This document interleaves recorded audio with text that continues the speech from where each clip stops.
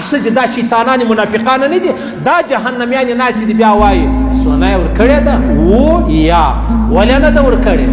ولې دغسې راوت کړې ده ولې دغسې په بدي کې ورکړلې ولې ظالمې دا بچی چې 15 کاله پر کور ناسته یې دا ډېره بده خبره ده آیا که دا چې د دې په لاس کې د سونې بنګړې نسته دا بده خبره ده د کوزدې څخه مابعد تر ټولو لوی رکاوټ د کور زنانې دي عزیزان د کور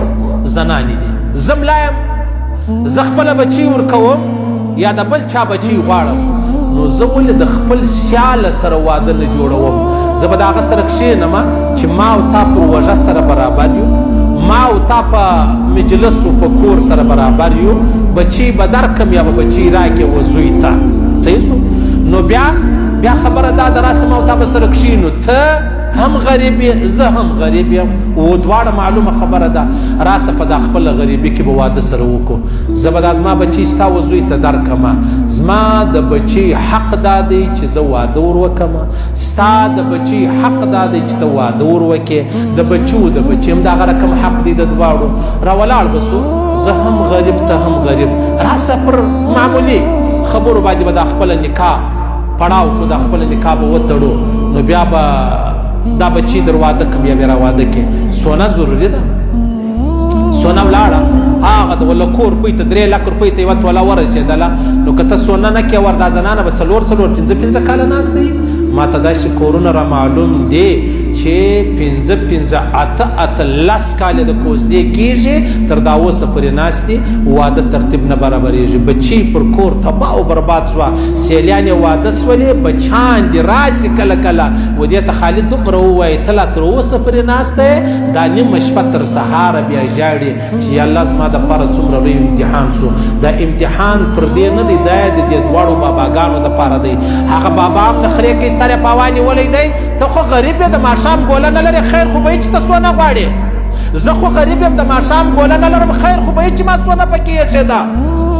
نو زما د وجې ستا د وجې دا زما او ستا بچیان چې دي هغه تباه سو دې خبره مې سر خلاصېږي زما راس سره کښېبه نو ولې ضروري ده راسه 3 جوړې کالي به ورکړو سپېره خونه به ورکړو اصل شی چې دی هغه نکاح ده اصل شی چې دی هغه راودېده دي دا د ښځو درواغ او دا ښځې به د الله رسول ویلې ول ما په جهنم کې ډېرې ولیدلاست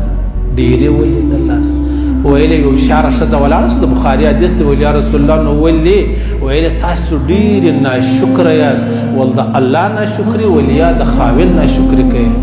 خاوند دې ته مجبوره کړی دی چې خامخا به زما وزوی ته چیش ورکوي واده کوي سونه به ورکوي د کومې خوا یې ورکړم زه مزدور نه یم زه د 2 لاسو مزدور نه یم زه چې ماښام سهار څه وګټم ماښام لې راوړم ماښام ته یې موږ ته یې وکړو سهار نه یې ولې ښځې خیر خو به یې دا ښځې دا شیطانان منافقان نه دي دا جهنمیانې ناستې دي بیا وایي سونه یې ورکړې ده یا ولې نه ده ورکړې ولې دغسې راوت کړې ده ولې دغسې په بدي کې ورکړلې ولې ظالمې دا بچی چې 15 کاله پر کور ناسته یې دا ډېره بده خبره ده آیا که دا چې د دې په لاس کې د سونې بنګړې نسته دا بده خبره ده دا ډېره بده خبره چې 15 کاله پر کور باندې ناسته یې پوه شوست په دې خبره مې سر خلاص شولو نو زموږ خلک علیحده و دې خبرو ته ناست زه زما لور نه ورکوم زه زما لور چا ته ورکوم زما لور زه فلاني ته ورکوم فلانی خو ستا لور نه غواړي